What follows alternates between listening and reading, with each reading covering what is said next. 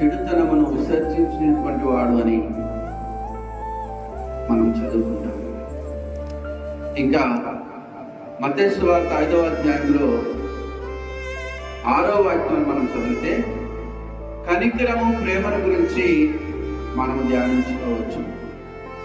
అలాగే మత్తయి సువార్త 11వ అధ్యాయము 29వ వాక్యంలో ఉంటుంది, నేను దీన మనస్సు కలిగినటువంటి వాడును, నా యొద్దకు వచ్చి మీరు నేర్చుకుని అప్పుడు మీ ప్రాణములకు విశ్రాంతి దొరుకుతుంది అంటారు.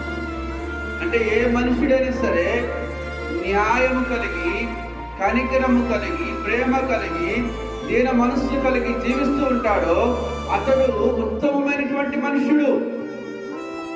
అతడు ఉత్తమమైనటువంటి మనుషుడు. అతని జీవితంలో దేవుడు తప్పక నిలిచి ఉంటాడు. తనతో దేవుడు తప్పక నిలిచి ఉంటాడు.